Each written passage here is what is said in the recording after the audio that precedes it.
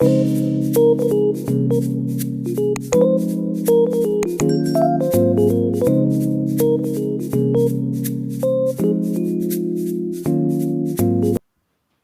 back to Melior, the podcast. Greg Tonkinson here at Tonks Pub, always on location at Tonks Pub. Super thankful for Tonks Pub. Listen, we not only are thankful for Tonks Pub, but we're so thankful for the Herzog Foundation and including us in their podcast network. Our sister podcast, The Unwanted Fraternity, is also a part of that network, and we join about a dozen other podcasts where if you are a parent, a Christian educator, a principal, administrator, anyone in the realm of influencing the next generation for being culture changers for Christ, we want to encourage you to go to herzog.com/podcasts. That's where you're going to find excellent information and tools for you to become a great resource for that next generation. And so what we've been talking about this last episode and today is basically a review of this book, The Collapse of Parenting. And the reason for that is because the title alone seems to be provocative, right? It seems to want to draw you in and have you answer the question, is that actually the case? Is parenting collapsing? And so I'm bringing back my co-host for last episode and this episode, Jen Tonkinson. Jen, how are you doing? Doing great. Thanks for having me again. Always love to be here. Absolutely. And Jen was on with us last episode where we dove into this book and decide always ambiance here at the pub. Love it. What we're deciding is, does Leonard Sax have an argument here? Does he have a position? Now, here's what I'm going to say off the bat.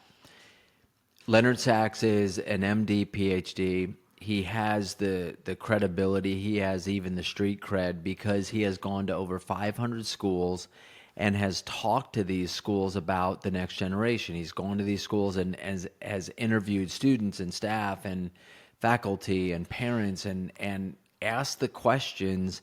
But then he brings this side of the argument, the side of what he's talking about, which very few of us can do, which is the physician side. He's a family doctor, has been one for 30 years. And so so as you read this book, what you're going to discover is a bunch of data, bunch of surveys, but also a bunch of stories told from first person, because you're inside of this guy's doctor's office.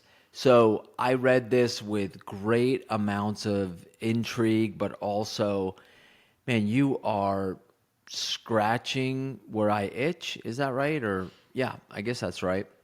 Because I did my research 10 years ago and came up with 7 challenges that Christian teens are facing.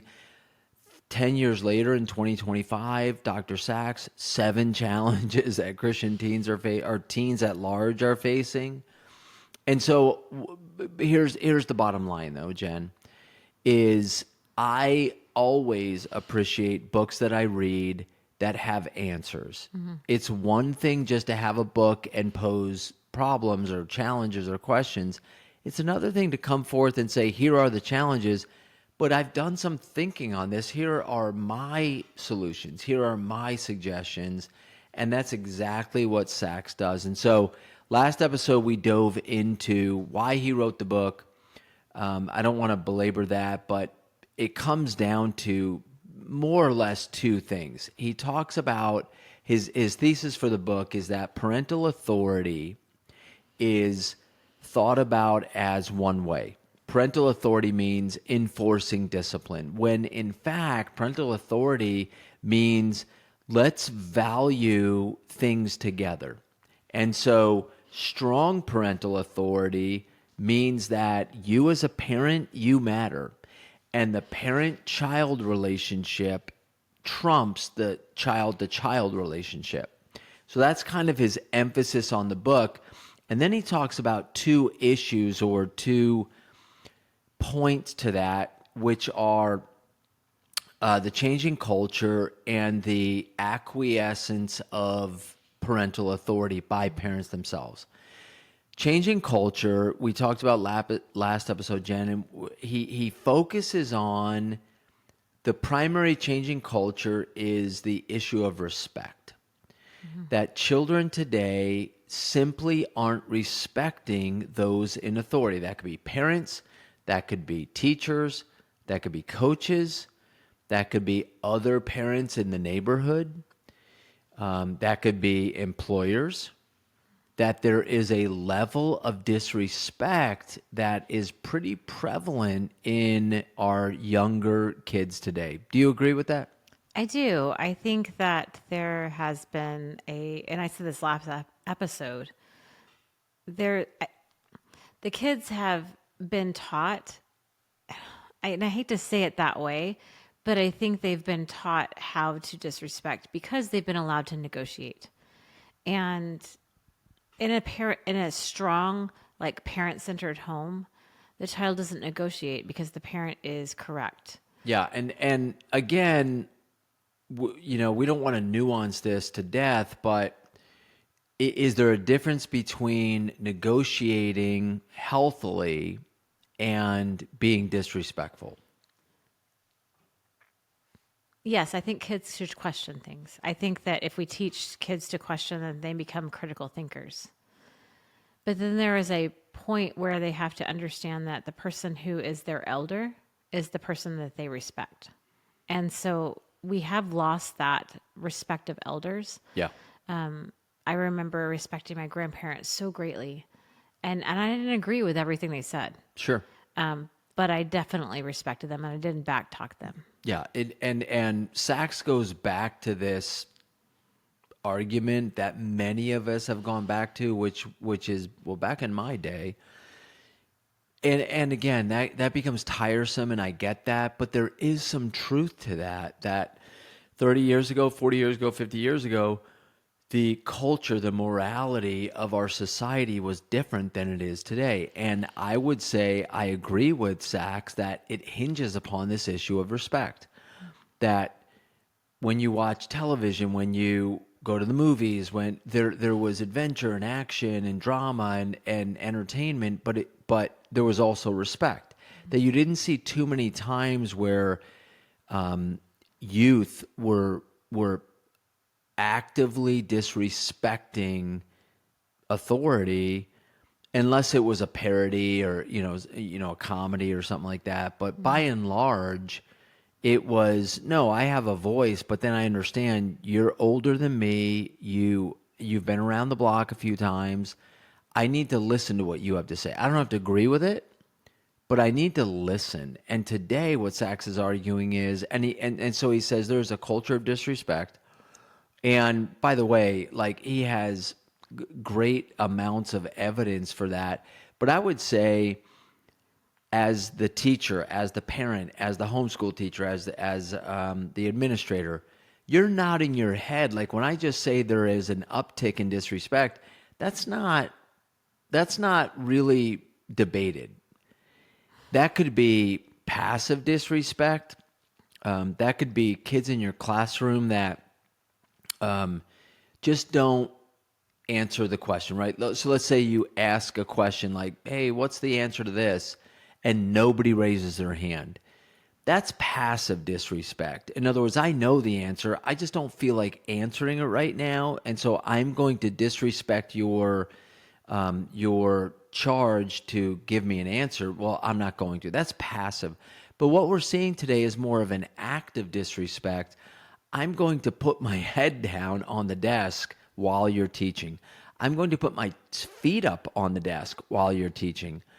I'm going to talk to my friends while you're teaching right in front of you. I'm going to answer my phone right in front of you by way of responding to a text or a notification. That's active disrespect. Now, listen, I'm not sure that child arrived at school today with that intention. Yeah, I don't think the kids know that they're actively disrespecting you. And I think, like, if you said to a kid, like, hey, when you answer your text or when you put your feet on the desk, like, and I've said to I've had kids attempt that. And I say, hey, this is not your house. Like, Yeah, this is a but classroom. again, like, why would they even attempt it? They're impulsive. They don't have discipline. It comes back to discipline. Our kids learning discipline in the home, Yeah, and not discipline like, you know, you're did something wrong, but right. discipline like I am obedient and practicing something. So are they disciplined enough in the home to walk into an institution, an academic situation, and understand that in this situation I behave this way? Right. I don't think they are. Well, and I think it's all quick knowledge all the time, constant. correct, but as Sachs goes through these 7 things, which we'll get to in just a moment, they're intertwined. They're not. It's not just, oh, this I can, as a parent, I can slice this part off and say, well, the other 6 things don't apply to my kid. Yes, in some cases, you may look at these 7 things and think, yeah, like some of them apply, some of them don't. But what I appreciate about what Dr. Sachs does is he builds a case where it's messy in terms of trying to split these things apart. And so he talks about disrespect, but underneath that, he adds food, he adds schoolwork, medication, screens, babies, fragility. And his whole argument throughout the entirety of the problem side of the book, because it's split into 2 parts. Here are the challenges, and then here are the solutions, or at least his solutions. But in terms of the problem side, he builds a case for each one of these basically subsets, but also makes it clear, listen, don't separate them to the point of, if I just deal with this, then my kid's going to have a better shot. Deal with all of them. Like, go down the list and ask yourself, how is my child doing in terms of food? Now, again, you may look at food and think, why are we talking about food when we're talking about the collapse of parenting? Well, in all of Dr. Sax's units, he gives a data dump in his topics, but he also gives then anecdotal evidence. And so he has these great stories, and they're intriguing because very few of us can give the perspective of being in a doctor's office, but he does. So we lean in because we've always been the parents in the doctor's office, Yeah. but not the doctor themselves. So Sachs gives these incredible stories about parents that he meets either at schools or in the doctor's office or wherever. He talked about one dad that came home or talked to him and said, I came home one day and said, hey kids, dinner's ready. And it was a meal, and the kids, I think they were preteens or maybe teens, that age. And they came in and looked at the meal and said, nope, like, I'm not eating that. And the dad acquiesced and said, okay, well, what do you want to eat? And the kid, I think it was one boy, one girl, and they said, oh, I want pizza.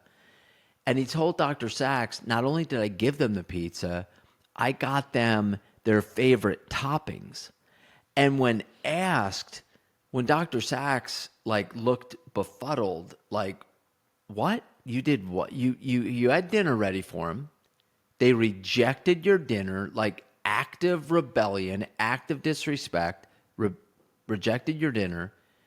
You then, as a parent, gave up your parental authority by asking them, well, what would you like? Like, that's it. Like, you gave it up right there.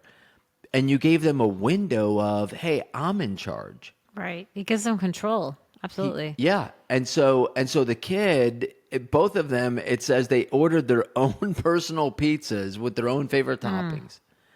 Wow. And then when Sachs asked the dad, like, why did you do that? Here's what the dad said, quote, we don't believe in using starvation as a means of discipline. So Sachs said to the dad, like most of us would say, "Are you insane?" And the dad's response was, "Hey, we don't believe in using starvation as a means of discipline." And Sachs immediately responded to the dad by saying, quote, "They're not going to starve." Right. I would say starvation is way on the other end of the spectrum. Oh, This is a discomfort. the, A at slight best, discomfort. it's a discomfort. I remember, I mean, there was a back in the day, right? And I know we don't want to live in the back of the day, but like if you didn't like what mom made, you went to bed hungry. That was it. And I don't think that was cruel. I No. just think that was discipline. Like, Well, and I wouldn't I'm not even say, making Jen, 3 meals now as I'm a mom. So I don't Jen want to and make 3 or I, 4 we're meals. in a blended family, and I've We got did have- 3 kids. You have 2 kids. So everybody out and- there needs to hear we did have a few little bumps in the eating spectrum time. And what was the answer to that? Eat what's in front of you. Because it's exhausting. That was It's it. literally exhausting. It was, and in fact, we'll do maybe a whole episode on how do you discipline as a parent, and then like if you're in a blended family with stepchildren, like how do you discipline? One of my methods was you're on the clock. Like we had 5 kids, 2 adults, 7 people at the dinner table, and we're getting through the meal, but a couple of the kids They don't felt like like it. they would just quote chase butterflies, like they would just Or- whatever distracted them they they, would they were be into. like- And they were talking like it wasn't they were disengaged. They were talking about whatever under the sun, but they weren't eating. So anyway, long story. So I put them on the clock, and that was problematic. And so, but the point I think we're But both the trying point to is, make. we're not making other meals for our Correct. kids. It was one meal, Like- eat it, or you go to bed hungry. Right. And Sachs says, I love his quote. He says, "When did a few minutes of hunger become unacceptable?" Like when parents are bringing full meals to pick up their kids from school just to bring them home. Oh, my like full students meals. tell me like I'm gonna hold out. Like I ate my snacks during the day, and I can't wait to like run through the Cane's drive-through. And I'm like, wait, after school, Right. What Prior like when to are dinner? we like dinner? No, this is snack. Yeah, it's a snack. Yeah. It's Cane's. It's Chipotle. It's Chick-fil-A. Taco Bell. Taco Bell, yeah. Whatever, yeah. Long John Silver's. No, they would No. never. No, Hardee's. nope. I did hear Carl Jr.'s recently. Carl's Jr.'s. Yeah, and I was Arby's. like, really? Yeah, okay, we Carl digress. Jr.'s, All right, okay. yeah. And so I love that, like, get that tattooed on your wrist somewhere or something. When did a few minutes of hunger become unacceptable? I like that because that's what it's become. But again, as we go through all of these, Jen, what Jen and I have concluded is they're all similar, just a different shade of disrespect, child-centric parenting, and parents giving up their right relationship, which is parent to child, as opposed to child. And what Sachs means by that, and I agree with him, is the peer-to-peer relationship has trumped the parent-to-child relationship. And that's why we've gotten all out of whack on this. And then he just uses these examples like food. He talks about school, where America used to be in 2000. He cites the International Student Assessment Survey, and in 2000, America was number 13. Now, whatever, you can look into that and decide what 13 means. It just means 12 countries were better than us, but there were countries not doing as great as we were doing. And then by 2012, we were dead last. So from 2000 to 2012, 12 years we were dead last. And then from 2012 to 2023, dead last again. So school now is being challenged by whatever you want to say is the challenge. Sachs says it's disrespect. Come up with your own answer, but the stats are in. We are dead last. He says the solution is, how about this? Change the discussion from I'm a teacher, I'm an adult, and I have to now teach you as a child what you need to know. He said frame the discussion more of have the child interested in what adults are talking about and get them interested in, hey, this is what is real. This is what matters. I should pay attention to that as opposed to listening to my peers talk about the same old juvenile stuff.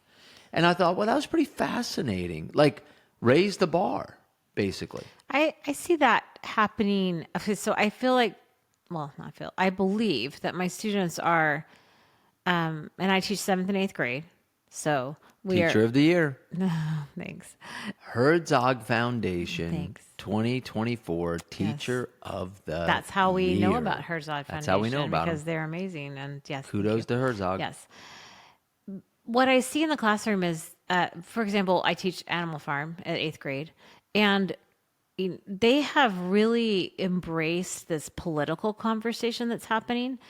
Prior to 2020, the kids had no clue what was going on, quite honestly. Right. But once 2020 happened, we had this whole like governmental lockdown, that kind of stuff. Kids started listening to their parents. Why? Because they were in the home with their parents. Their parents were, we were forced to have this community happen that may not have been happening before. And then they start listening and they start thinking, okay, well, what are my parents' political views? And they brought that into the classroom when we got back into in-person classroom teaching. And I still see it today. I mean, literally today, I'm like have chairs set up because I have high schoolers coming over to talk. And, we had this great little fun thing we were doing with the high schoolers, but we had a little lag time. My kids jump in the chairs and one person sits in front of them and runs this pretend podcast. And the first question is, what do you think about Trump's tariffs? Yeah. And I thought, you know about at 12 and 13 Right. years old, they're talking about Trump's tariffs. Yeah. And one kid said literally, like, my dad is literally experiencing that because he has a company that is in China and goes through Mexico, and he has double tariffs, and they're discussing it. I love it. Yep. And but I that's will what- say and that's- that's coupled with this idea of the brain rot talk, which is highly accessible on TikTok and YouTube Shorts and so forth. The social media aspect of it is their culture is, I'm going to talk brain rot in class. Yeah. And if you don't know what brain rot is, go look it up. The words are extravagant. I can't even keep up with the conversation. Right. And in the same moment, they're talking about Trump's tariffs. Yeah. It's fascinating. It is. I mean, like 12-year-olds talking about tariffs, but also being 12. Yes. Like, yeah.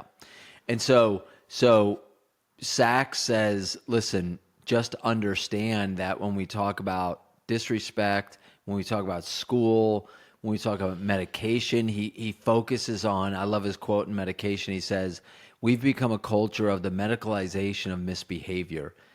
And he says the unintended message to many of our young people on medication is you are helpless unless to govern yourself. You have to have medication, right? And I don't want to nuance like, well, my child Greg needs like I get that we have to let parents be parents, Right. and make decisions that are best for their children. But he does quote several CDC reports. And the evidence is coming back that, I don't know, it seems like kids are claiming depression, they're claiming anxiety, they're claiming stress, and they're getting medicated for those ailments. But listen to this. He says 57% of American teen girls now, up from 36% 14 years ago. So 36, 46, 56, right? So 21% jump in 14 years, where American teen girls are now reporting feeling more persistently sad or hopeless. And I think that goes back to social media. 100%. And I know right? we could have a whole podcast on just social media. Oh, we alone. will. Right. And so But- technology plays a part in that. But his point is, okay, well, what do you do with the 14% jump, or I'm sorry, 21% jump in terms of how do you handle that? And he says mostly they're getting medicated. Mostly parents are going to doctors saying, my child is struggling with hopelessness, with depression, with anxiety. Doc, what do you recommend? And the doctor's saying, well, here's some medication for them. But as I'm assuming, and just a disclaimer here, I've read the introduction of this book. It was fascinating, just the introduction. Yeah, right. so I haven't read the rest of it, but I think everything's connected in the sense of the kids don't know how to cope with stress.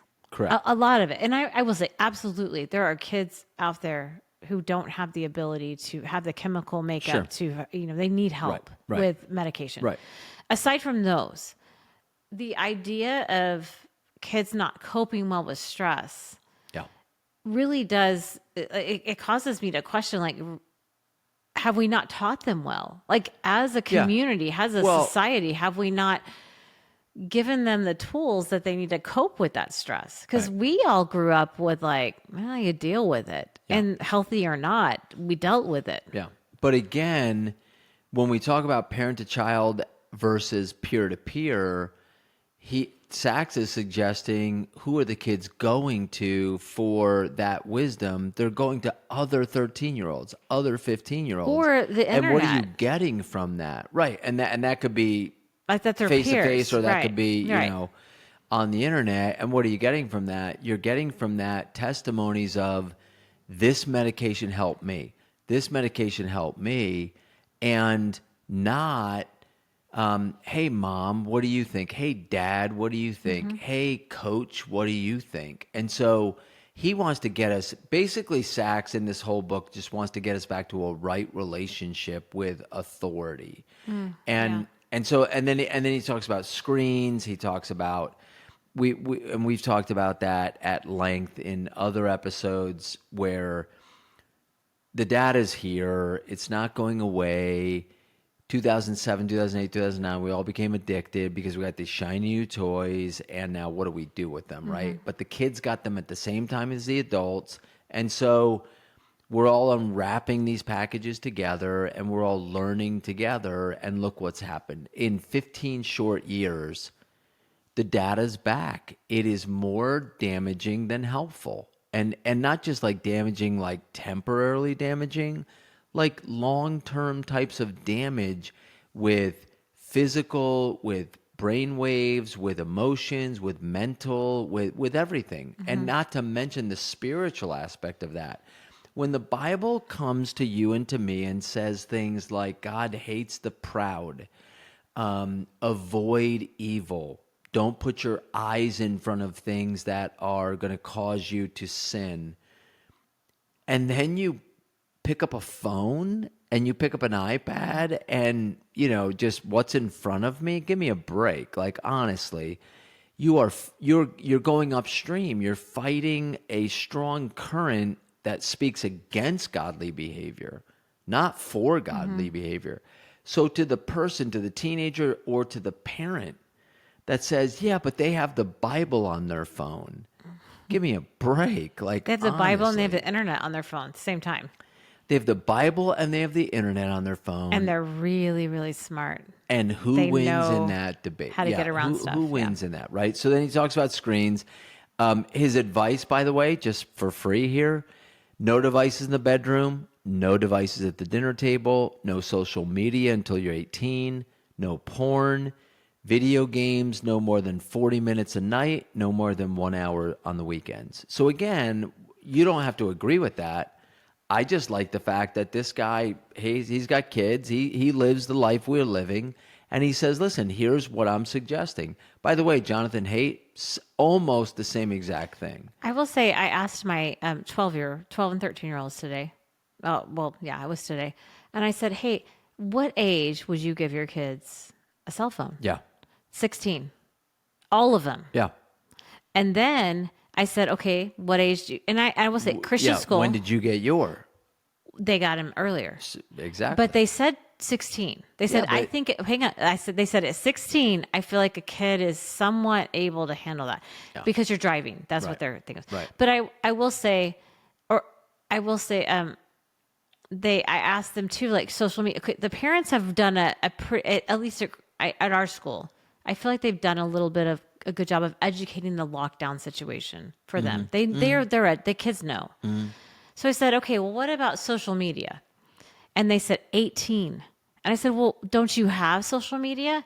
And they said, oh, I have YouTube Shorts. And I said, well, YouTube Shorts is social media. And Yeah. but the thing is YouTube Shorts is not as regulated as like Instagram Correct. and all No, that stuff. it's the same thing. But they all said, don't give your kids social media till 18. And I said, but why? Do you have it? And they said, yeah, we wish we didn't. Right. No, but so the kids know that there's a problem. Well, and again, like, and I know we're not on social media, but I feel like we need to talk about it for a second. False humility, but it is a false assurance for sure when a kid says, definitely 18. Do you have social media? Absolutely. Are you under 18? Absolutely. And all they're saying is... But they have this struggle. I see it. I see they're the not getting conversation. off of it. No, because they're 12 and 13.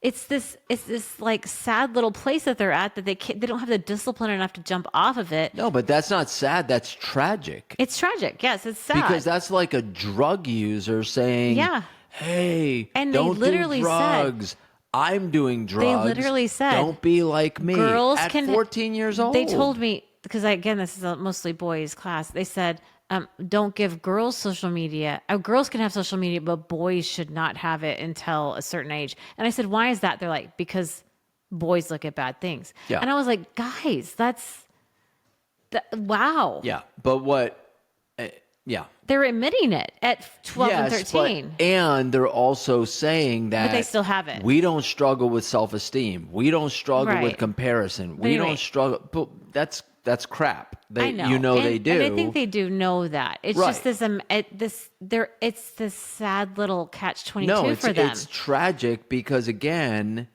They don't know how to get out of it. They do know how to get out of it, which is get off of it. And by the way, mom and dad... Get your kid off of it. True. Take it away from your kid. And I have seen some of my students this is the whole argument. This is why... Look, read the book. Okay? Read the book. Because Sax is saying, do a better job, mom and dad. Yes. And so this is the whole thing. But yes. The kids are basically coming forth and saying, I'm addicted. I can't get off of it. I got it way too early. Wish I didn't see the things I'm seeing, but I refuse to get off of it. I need the adult to step into my life and rip it from my hands, rip it from my face, rip it from my weekly, daily ritual, rip it out of my life. And mom and dad, if you won't do it, I'm not going to do it.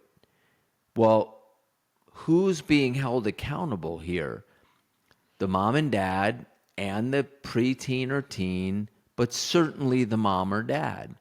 Okay, real quick then, he goes through a couple more, and I just want to get your take on this, Jen. He talks about babies. That's a cultural phenomenon today. And do explain, babies, quite an interesting word. What is babies? What is babies? Greg, you've read the book. Oh. I remember I was in the introduction. Yeah. Please and so, explain. right. So babies. I would say, like, to me, again, English teacher here, babies they is versus plural. theybies. It's not. I would think that it means it has something to do with gender. Yeah. Because the whole gender identification thing. And so it's a child that was not designated a sex or gender at birth. Oh. So but instead of calling them a baby, you're born with a part. You call them a they be, and that way you get, so he says, again, according to the American Academy of Pediatrics, that's okay, that's acceptable. So he spends a lot of time spilling ink on, is it acceptable? Should we just buy into that just because the AAP says we should? Great article by Nina Powers on the trans war of tomboys. You can look that up. He gives her a lot of credit for, hey, I can be a girl but also have masculine tendencies, and you can be a boy and have feminine tendencies. That doesn't mean you're any less a boy. And having masculine tendencies doesn't mean you're any less a girl, right? And so, but the article, The Trans War on Tomboys, suggests, no, if you demonstrate male tendencies as a girl, you must be a boy, and therefore you need to change your gender because you like playing with sticks and rocks as opposed to Barbies. If you like ballet dancing as a boy, well, you must be a girl. And not even like you must be like same-sex attraction to boys. No, you must be a girl because you like feminine. Like, that's just ludicrous. He says, listen, as a parent, be aware of that. Be aware. And again, he gives this word enculturation. I don't know if anyone's too familiar with that. I don't think he coined it, but enculturation is basically saying to a family unit, you are in charge, mom and dad, of dictating the culture of your family. And over the years, not days, not even weeks, probably not even months, your child will be trained in what are the acceptable things in our culture, what are the non-acceptable things in our culture as a family. Schools, same thing. Companies, same thing. Sports teams, same thing. We as adults have to enculturate our kids and not vice versa. The kids don't come into the program saying, let me tell you what the culture is going to be. We tell them, here's what the culture is. You don't have to accept it, but I'm telling you, here's what the culture is. And then finally, he works his way to fragility. And probably going to end here and then get to, in the next episode, what his solutions are. Mm-hmm. You don't have to agree with the solutions, but I do. And I think they're intriguing at the very least. Encourage you to check them out. But I want to end with what he calls fragility.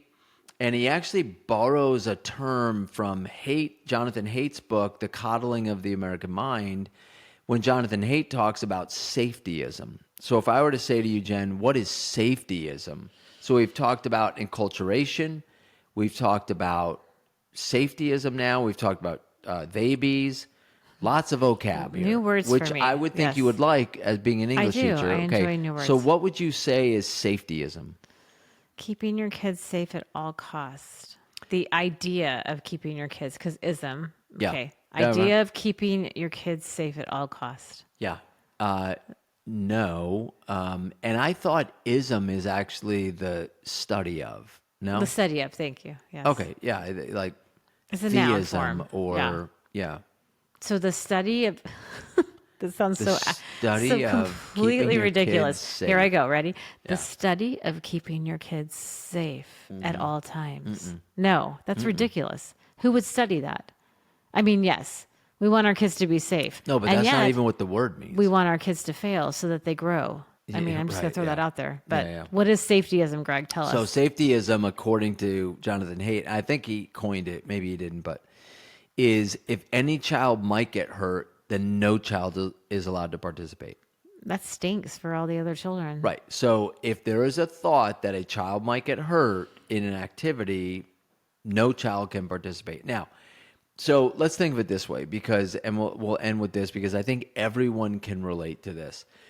30 years ago, when you went to PE class, and by the way, 60 years ago, if some, like your grandparents, people in their 80s today, if they went to gym class, it was calisthenics to the nth degree. It was exercise. It was running the mile. It was, remember yeah. what was it? The presidential, I don't know, award. I think it is, yes. The presidential athletic Which the award. military still uses, Still use Yes. it. Like, it was like you got to run a certain amount in a certain time. You got Yeah. to do a certain amount of push-ups. mile all in this a kind of certain amount stuff. of time. Where has that gone? Right? It's the military uses it. So I'll go there. imagine my illustration for safetyism. Like 30 years ago, you walked into PE class and there was a rope hanging down from the ceiling, one of those thick gym ropes, and maybe like an inch or two of a mat. And what did the gym teacher say? Okay, line them up. The goal is to get to the top. If you can, ring the bell or the flag or whatever. If you can't, get as high as you can. And that was gym class. Picture today, 2025, your kid walking into gym class and seeing that rope. What would happen? Honestly, I mean, what do you think the would junior happen? highs would jump all over that, but I would say that the girls would be. I'm not doing that. I'm just choosing not to do that. You can't See, make me do that. and I would even say I think I'm the not guys even would sure try to of one up that. each I other. think that today you would have a very select segment of both boys and girls that would look at that and say, "Give it to me. I'm all over it." Because they And work out and they're these like are the kids that powerful like people. right, like check their They body weigh weight their fat protein. or body fat. Yeah. They weigh themselves every, they work out, they get their gains in, Yeah. all that They kind of get stuff. the And I'm not protein saying amount. that's a bad thing, but there is a group of Gen Zs and Gen Alphas that are obsessed with that. And that's again going back to technology, social media. Right, 'cause you see Why are the they obsessed with it? Because their peers are obsessed Right. with it. They find those videos where 17-year-olds are competing and working out Yeah. and like getting Like down to Arnold 0% Schwarzenegger body big. fat. Yeah. Right. So those are the kids that would look at that rope and say, "Give it to me," Mm-hmm. like CrossFit type thing. Like I'm all over it. Right. But then you would have another group of kids, and you think the bell curve, like, well, Tonk, you're talking about the bell curve here, where the majority of kids would look at it. No, I'm talking about a very skewed bell curve, because I think other than that small little group of kids that'd be like, I'll do it, you'd have a large group of kids that would have several reasons as to why they're not going to do it. Here's one. I can't. Yeah. Like, I physically can't. can't do it. Now, why is that? And I get you. It's hard to climb a rope. And so why can't you climb it, like, and Because you and don't because exercise isn't a part of that person's world. that's it. I mean, honestly, like, it's In a not healthy only way, yeah. exercise isn't a part of their world, they filled their world with Other things that that don't include exercise, including video games. like relaxing and scrolling. Well, I wouldn't even call it relaxing. I I'm would thinking of call the it girls' perspective. laziness. Just chilling out, and Chilling scrolling. out, just The boys, vibing. yes, they're absolutely about their video game. Some of them, yeah. And so I'm not going to do it because of that. Then you have another group of people that say, I'm not going to do it because I looked at the rope and I heard the instructions, the prompts, and now I'm overcome with anxiety. Right, it's I'm scary. overcome with stress. And so they won't do it because of that. In fact, I would argue that those kids would go home and complain to mom and dad, "This was the worst day of my life." "Oh my goodness, young child, why is that?" "Because gym teacher so and so showed us a rope and told us to get as high as we could on the rope, and that just induced stress and anxiety and whatever." And so they're not going to do it. Right. The third group of people, I would say, are the people that are very conscientious of what people think about them. Yeah. And so they look at people and say, well, if I can't get as high as those people, or if I can't get as high as the next person, I'm going to be laughed at, I'm going to be mocked. And by the way, you might get laughed at, you might get mocked. But because their skin is so thin, that the idea of being looked at trying to accomplish something is so overwhelming for some kids today, they will not only opt out, but they will complain about it. Now, think about that. A rope was shown to kids, which 30 years ago, it wasn't an option. You had to climb the rope. Right. Like, that wasn't an option. I don't care if you Rope get burn, it doesn't matter. You're rope just gonna- burn, the thighs, the inner arm, the inner thigh burn. getting up like maybe a quarter of the way, and that was a good deal. That Yeah, was a the good day. fear of like getting up 25 feet and possibly Never falling. got that high. Yeah, but some kids did. Yeah, they were strong. And Not strong and determined. Yes. But I love the fact that the gym teacher put like a 2-inch thick mat. Like, if you fell 25 feet, like, that would do any good. No, it wouldn't stop you. Like, that would.